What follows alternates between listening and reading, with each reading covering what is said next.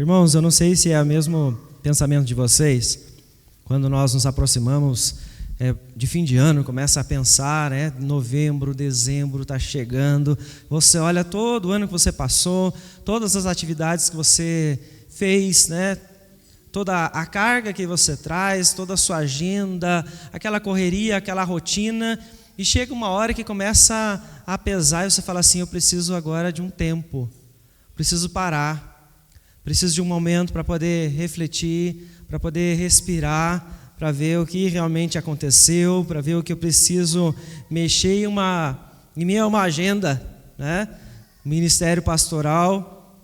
Eu estava assim certa vez, desejando um descanso, e de repente eu me deparei com uma armadilha.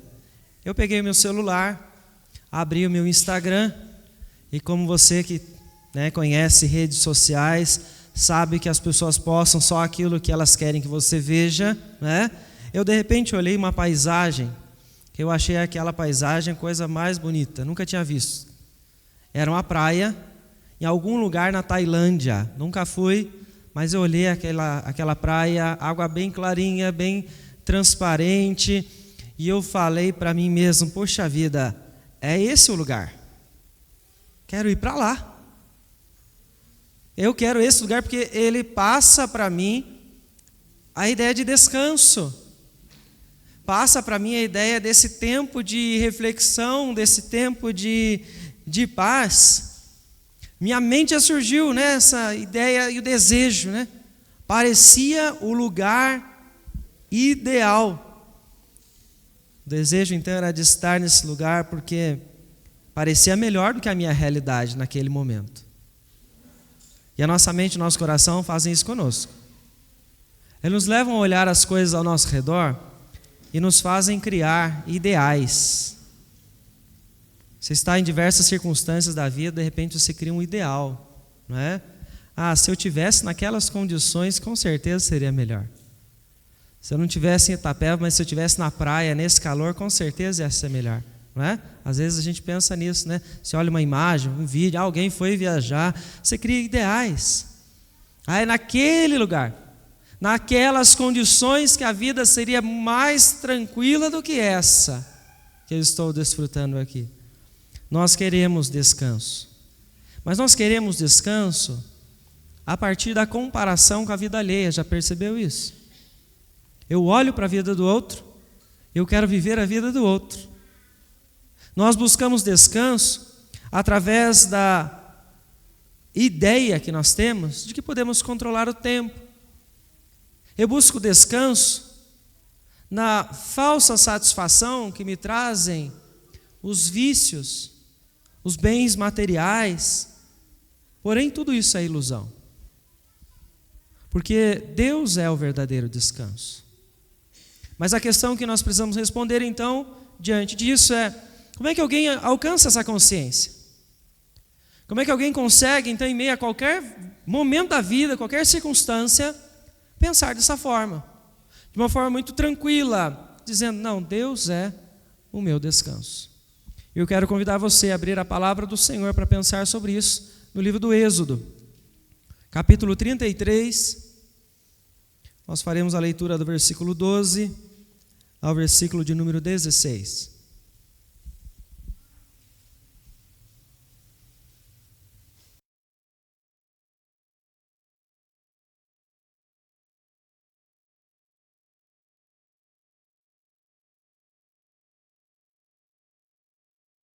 Ao versículo 16, diz o seguinte, a palavra do Senhor. Disse Moisés ao Senhor, tu me dizes, fazes subir este povo, porém não me deste saber a quem hás de enviar comigo. Contudo, disseste, conheço-te pelo teu nome, também achaste graça aos meus olhos. Agora, pois, se achei graça aos teus olhos, rogo-te que me faças saber neste momento o teu caminho, para que eu te conheça e ache graça aos teus olhos. E considera que esta nação é o teu povo. Respondeu-lhe, a minha presença irá contigo e eu te darei descanso. Então lhe disse Moisés, se a tua presença não vai comigo, não nos faça subir deste lugar. Pois como se há de saber que achamos graça aos teus olhos, eu e o teu povo?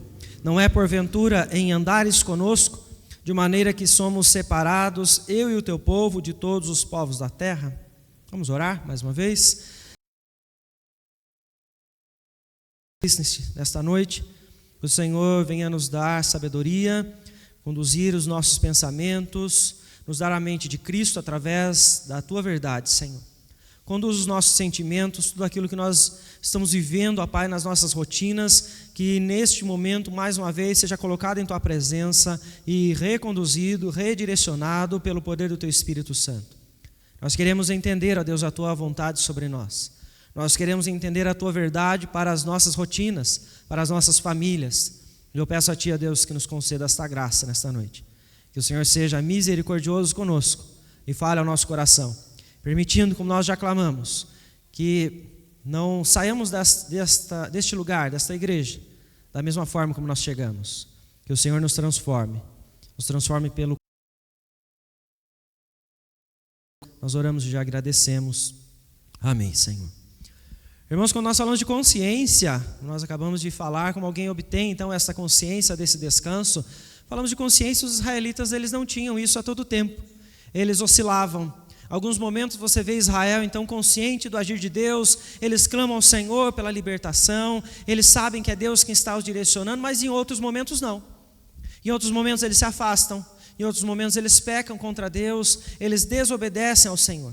Ao passo então que Moisés é chamado por Deus para subir ao monte, para que o Senhor conceda a ele as tábuas da lei, o povo se distancia do Senhor.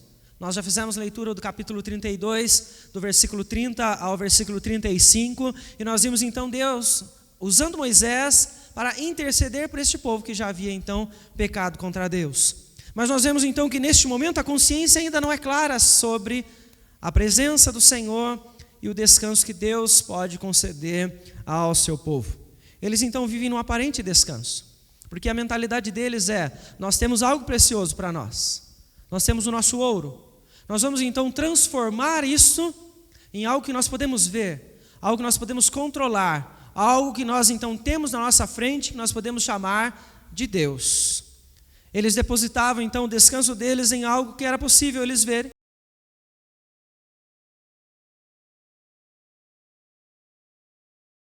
Encontrar-se com o Senhor.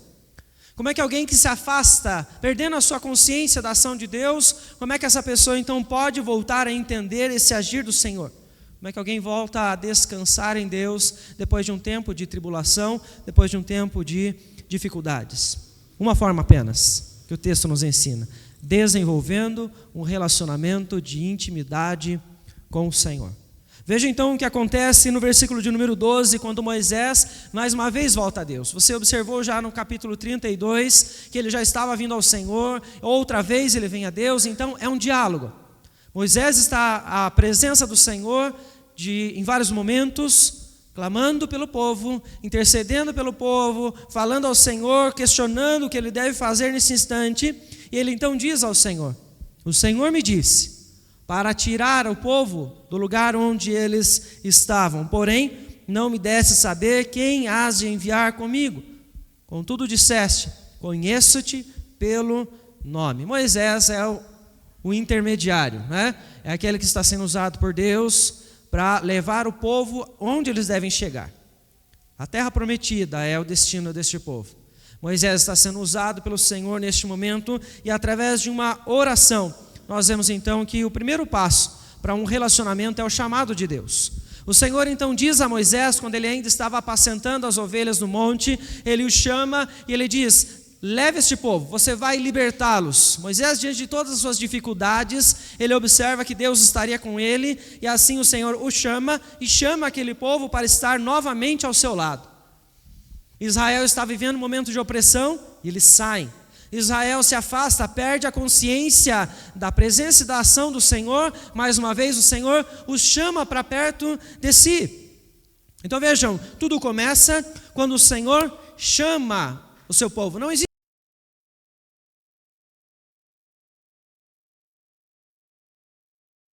junto a ele. E Moisés, diante desse chamado, ele então tem esta ordem: leve o meu povo para um lugar de descanso, um lugar muito melhor do que este onde eles estão, que era, né, até então o Egito, um lugar de escravidão. Revelando então como este acontece, o Senhor então concede a ele o privilégio de saber que sabia, né? Que o Senhor então conhecia o seu nome, né? Ele chama Moisés pelo nome. Veja que é interessante nós vermos então o detalhe que o texto nos traz, porque o chamado, ele não é geral, né? Deus está chamando todos para estar com Ele, todos para o servir. Veja, é pessoal, é particular, é único. O Senhor sabe o nome daquele homem, Ele sabe quem Ele é. Isso porque o Salmo 139 nos revela que é este Deus poderoso que nos formou ainda no ventre de nossas mães. Ou seja, Ele é o Criador, é Ele quem está trabalhando em nossas vidas, e é Ele quem nos chama, para nós podermos então voltar a cumprir o propósito pelo qual nós fomos formados por Ele. Adorar ao Senhor, honrar a Deus com as nossas vidas. Interessante você ver então que não só a Moisés é dito isso, né? Diretamente pelo nome, Moisés, Moisés. Nós vemos Samuel ser chamado pelo seu próprio nome. Então veja, quando Deus te chama, Ele sabe o seu nome, Ele está te chamando diretamente, que Ele conhece. Assim como Deus diz nas igrejas do Apocalipse: eu conheço as tuas obras, eu sei de onde você veio, eu sei quando você caiu. O Senhor demonstra toda a sua onisciência sobre quem é você, quem somos nós, o que nós vivemos em todos os momentos. Ele sabe o que está no seu coração. Jesus demonstrou isso ao longo do seu ministério, que quando junto aos discípulos existia aqueles que estavam na multidão, muitos deles eram inimigos, eram opositores, e Jesus em certo momento ele afirma: eu conheço o coração de cada um deles, eu sei quem está vindo então próximo de mim, eu sei quem está comigo e eu sei quem é contra mim. Veja, um relacionamento está acontecendo aqui. O Senhor está usando Moisés para dizer: traga o meu povo até mim. Este povo que eu estou chamando, esses que eu estou chamando pelo nome, deve estar juntamente comigo. Parte do Senhor então este início de relacionamento. Não existe forma de você encontrar o descanso verdadeiro em Deus se não estiver dentro do relacionamento com o Senhor, a partir do chamado do Senhor. Deus está então falando conosco para nós começarmos a construção de um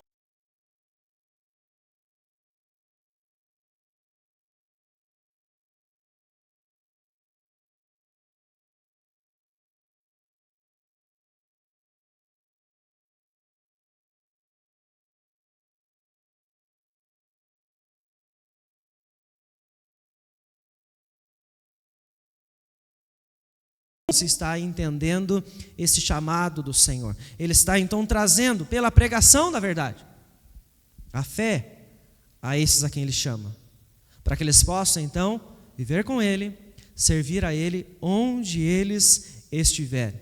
É pela palavra que eu e você entendemos que o descanso não está naquilo que está sendo oferecido pelo mundo, mas que está no Senhor. Não existe outra maneira a não ser você entender isso pela verdade das Escrituras. E é por isso que a palavra do Senhor, através da carta de Pedro, nos lembra que nós somos retirados das trevas para viver na luz. A palavra do Senhor traz clareza sobre isso, que nós passamos a este relacionamento que é um relacionamento de vida, é luz, é onde você entende agora para onde você vai. Deus te chama, te tira daquela circunstância para você poder agora se relacionar com Ele. E por que que o Senhor te chama pelo seu nome? Por que que o Senhor conhecia o nome de Moisés? Por que que o Senhor conhecia o nome de cada um daqueles israelitas que Ele chama para caminhar com Ele no deserto? É porque o Senhor tem um propósito. O propósito específico na vida de Moisés é que ele seria o libertador. E o Senhor então diz a ele, como ele está repetindo nessa oração: o Senhor me disse, faça subir este povo. Ou seja, ele sabia o nome daquele homem porque ele iria levar o povo até a terra prometida. O Senhor não chama alguém para um relacionamento sem trazer sobre essa pessoa um propósito na sua vida. E talvez essa seja a maior questão que você traga junto com você. Por que é que eu vivo nesta cidade? Por que é que eu estou nesta família? Por que é que eu trabalho neste lugar? Por que é que eu fiz esta faculdade? Por que é que eu estou nesta escola? É porque Deus tem um propósito na sua vida, neste lugar, para você servir a Ele em meio a esses lugares, a esses ambientes, a essas circunstâncias. Deus te chamou pelo nome, não simplesmente para você ficar então solto no mundo sem responsabilidade, não. O chamado gera responsabilidade. E é isso que acontece com Moisés. Ele diz: o Senhor me chamou para que eu fizesse esse povo subir. Ele conhecia o nome de Moisés, porque havia um propósito na vida daquele homem para que ele pudesse então servir ao Senhor onde ele estivesse. A sua vida não é algo que está acontecendo ao acaso. Tudo o que está acontecendo, no tempo que está acontecendo, é pelo agir, pela permissão de Deus, porque o Senhor tem propósitos em tudo isso. É por causa de Deus e para o Senhor que você está passando por tudo que está passando. É para Ele que você vive onde você vive. Você pode pensar assim: por que eu não posso então desfrutar a vida daquele fulano que mora naquela cidade que parece tão melhor que a minha? Não, é neste lugar que Deus está chamando você para que você desempenhe o seu papel como servo dele. Moisés então explica como é que tudo isso acontece quando ele faz então um questionamento através das suas palavras. Achaste graça aos meus olhos. Como é que alguém pode achar graça diante de Deus ao ponto do Senhor chamar essa pessoa? Ao ponto do Senhor dar a ela capacitação? Ao ponto do Senhor dizer: você vai ser usado para este propósito?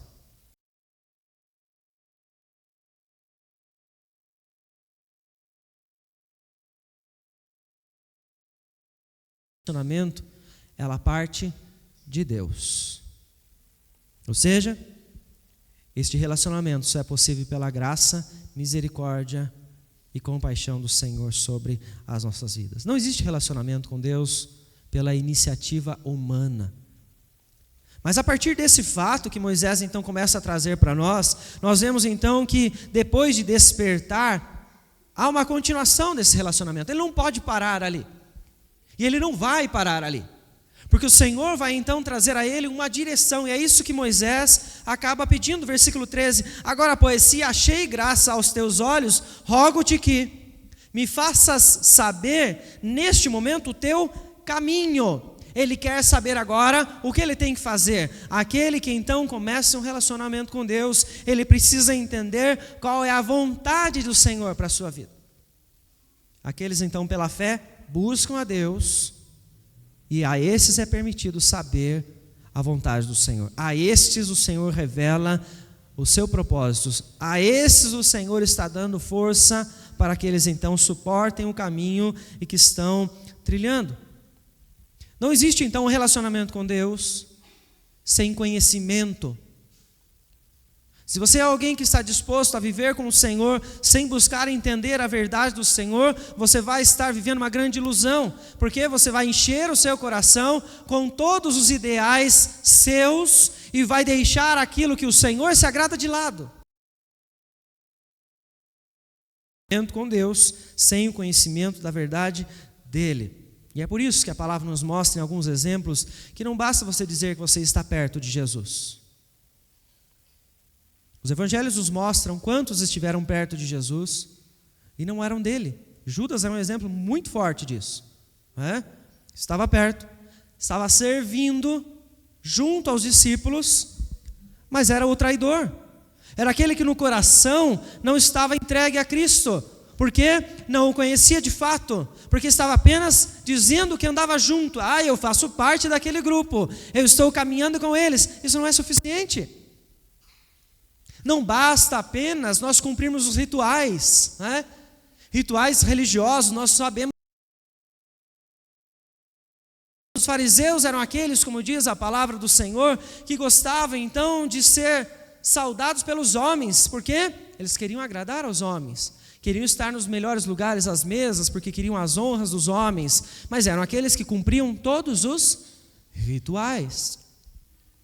Cumprir os rituais não é suficiente. Os fariseus mostram que eles sabiam toda a lei, mas não sabiam quem era Jesus. Eles cumpriam os rituais, mas não se relacionavam com o próprio Jesus. Não se inclinaram à majestade do próprio Senhor que estava diante deles naquele instante. É preciso conhecimento. Porque é interessante que Moisés está nos ensinando aqui, o conhecimento vai nos levar então ao caminho, vai nos levar à obediência. Ele quer levar este povo agora para a terra, mas me mostre o caminho. Já que o Senhor achou graça diante de mim, já que o Senhor foi compassivo comigo ao me chamar pelo nome, então me mostre o seu caminho, me dê a entender a sua verdade. Isto é fé. A fé que nos leva a uma vida prática, é a fé viva, não é? Não basta então eu dizer que eu estou vindo à igreja todos os dias, se isso não está sendo vivido no meu dia a dia. Se eu não sei para onde eu tenho que ir, não basta apenas expressar. Tiago, em sua carta. Então nós temos que entender como acontecem alguns exemplos na palavra do Senhor, de servos, servas que obedeceram, nós também devemos fazer. Abraão descobriu isto pelo caminho do sacrifício. Se recorde a história de Abraão, quanto sacrifício ele fez, começando pelo momento com o seu filho. José aprendeu isso no caminho da abnegação. Raabe aprendeu isso no caminho da dependência. Davi aprendeu isso no caminho da disciplina. Aqueles a quem Deus chamou, Ele está os santificando. Isto é caminho. E você tem uma história, você tem um caminho.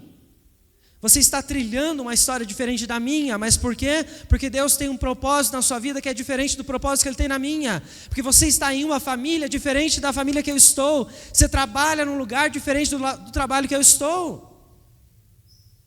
Porque o chamado é pessoal. O chamado é particular. Aqueles a quem Deus chamou, Ele está então santificando. E o caminho para essa santidade é o caminho da obediência. Moisés está querendo entender isso. Senhor, me diz o que eu tenho que fazer, para onde eu tenho que ir, porque eu quero te obedecer, eu quero cumprir com esta ordem que o Senhor me deu de levar o teu povo até a terra, onde eles devem então chegar. E mais uma vez ele repete a expressão: para que eu te conheça e ache graça aos teus olhos. Como é que alguém pode achar graça aos olhos do Senhor para saber o caminho dele? É pela graça, compaixão e misericórdia do Senhor ao revelar a verdade através das Escrituras. Ele só vai revelar para aqueles a quem Ele está chamando para que vivam com responsabilidade.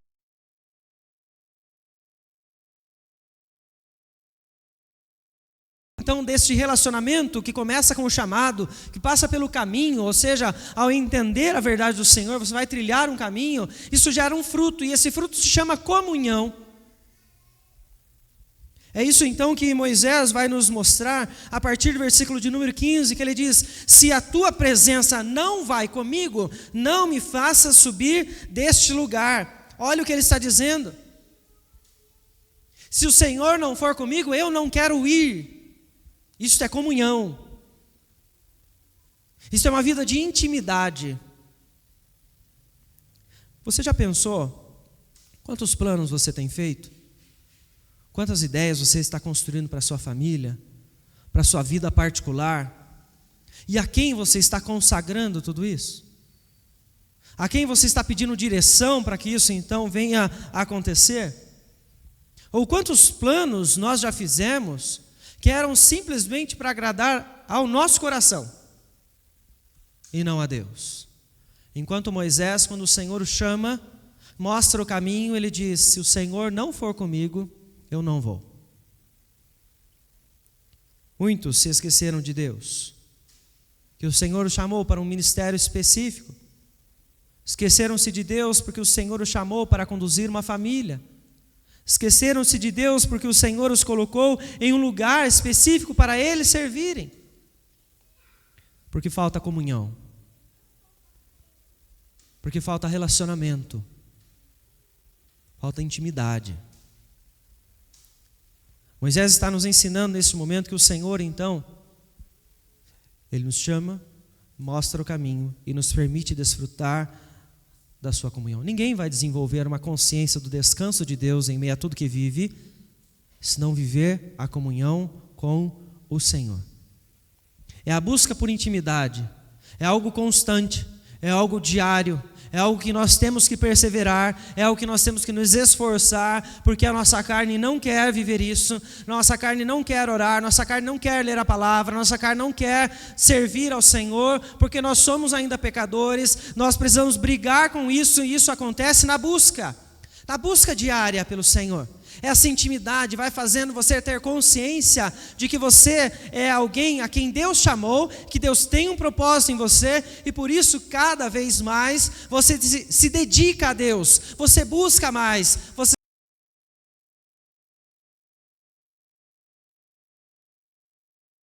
circunstância, e você começar a lembrar, não, o Senhor está comigo. Eu me lembro da palavra do Senhor que diz isso.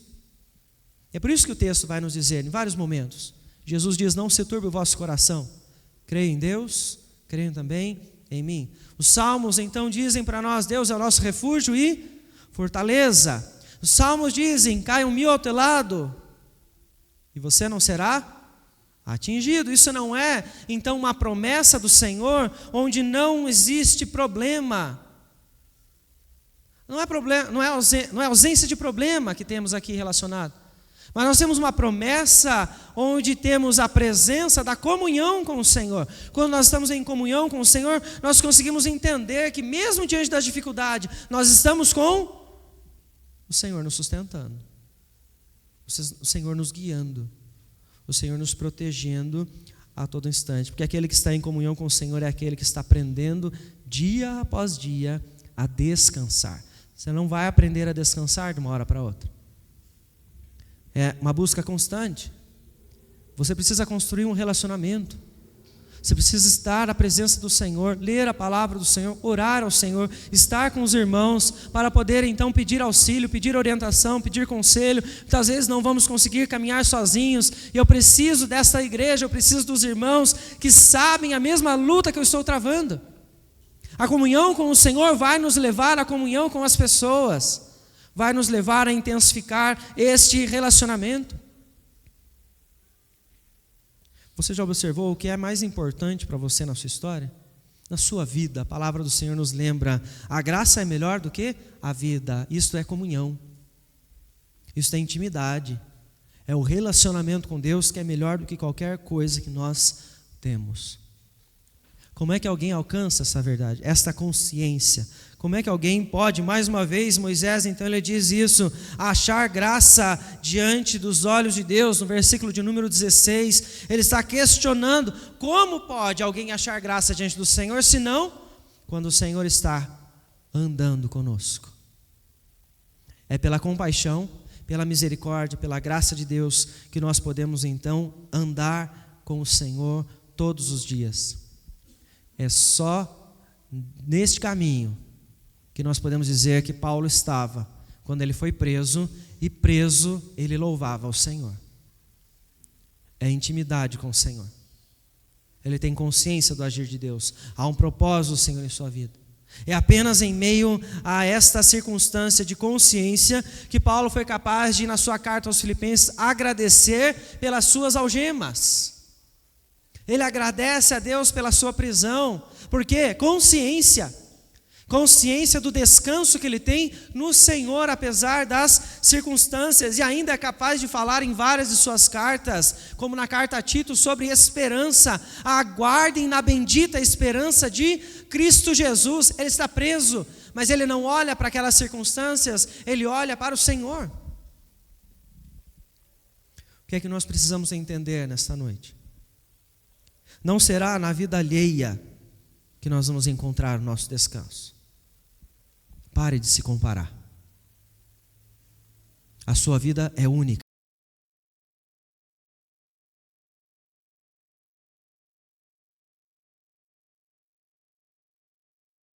O Senhor está conduzindo tudo para cumprir o propósito dele em você, diante da sua personalidade, diante das suas características. Ele está te moldando a isso, para que você possa cumprir aquilo que Ele tem preparado para você. Você não vai encontrar o descanso nas suas riquezas. Com o dinheiro nós achamos que podemos comprar tudo. Nós achamos que temos poder. Não é com o dinheiro que você vai comprar o descanso.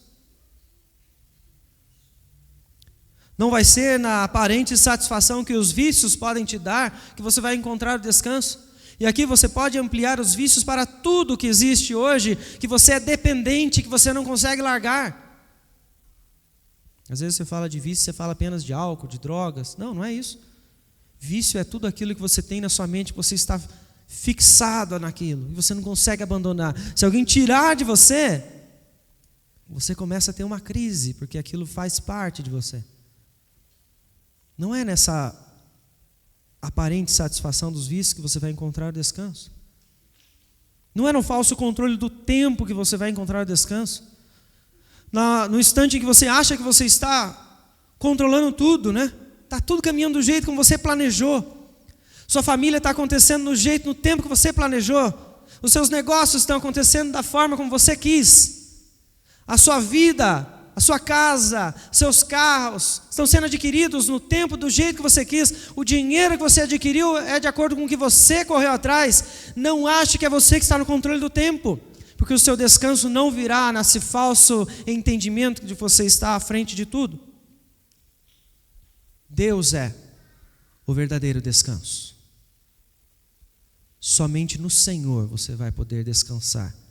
E como é que o povo do Senhor então está se comportando em meio a tudo isso? Como é que a igreja do Senhor se comporta enquanto ela aguarda o dia em que ela vai chegar na terra prometida? Observe que é muito fácil eu olhar para a história de Israel e entender, não, eles estão passando por um deserto, é muito difícil, não é? Eles aí então veem Moisés subir no monte, eles estão vendo o tempo passar, e eles não aguentam o tempo passar, e eles reúnem tudo aquilo que eles têm visível e criam um Deus para eles. É o povo do Senhor aguardando chegar na terra prometida. Nós, igreja do Senhor, nós somos o povo do Senhor, que está caminhando para o dia de Cristo, para o dia então onde nós vamos nos encontrar com o nosso Senhor e sermos conduzidos para a terra prometida, a nova Jerusalém, o descanso eterno do Senhor. Como é que o povo do Senhor está se comportando nesse tempo? Como é que está o nosso coração? Porque é isso que importa. A quem nós estamos adorando? A quem nós estamos servindo? Aprofunde o seu relacionamento com Deus. Veja se há algo mal no seu coração. Deus vai te falar isso, para que você possa abandonar. Clame pela misericórdia do Senhor para que Ele sonde o seu coração e revele pelas Escrituras, para que o Espírito Santo te incomode, para que você entenda, Senhor, eu faço parte do teu povo, mas eu estou longe. Para que você possa então viver esta comunhão com o Senhor todos os dias. Consagre-se a Deus. Consagre suas ideias, os seus dons, os seus ministérios, onde você está, tudo que você for fazer, coloque na presença do Senhor. Não se esqueça, o seu chamado é único. O chamado do Senhor é pessoal, é para você. É a você que Ele está chamando para o serviço. Não adianta você olhar para o lado, você falar assim, não, é para fulano, não é para mim. Está no tempo dele. Não, Deus está chamando cada um de nós pela sua palavra. É ao seu coração que esta palavra chegou hoje. É a todos nós que o Senhor está então nos lembrando que devemos nos aproximar dele. Se aproxime do Senhor cada vez mais. Jesus Cristo abriu este caminho. Pelo seu sacrifício, agora nós podemos viver com este Deus maravilhoso, o Criador de todas as coisas. Aproxime-se dele. Ele quer que você construa esse relacionamento, que você volte a Ele.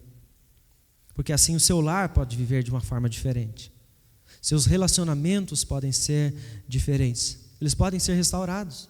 O seu trabalho, o ambiente de trabalho pode ser diferente. Como? Trazer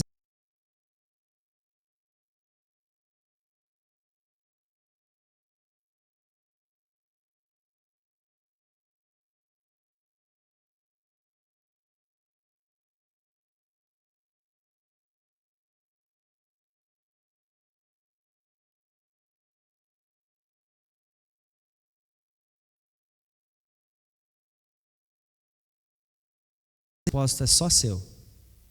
É com você. É você que Ele vai usar para glorificar a vida dele, para levar outros a entender sobre esta esperança. Que Deus te abençoe. Quero chamar o grupo de louvor que vem à frente.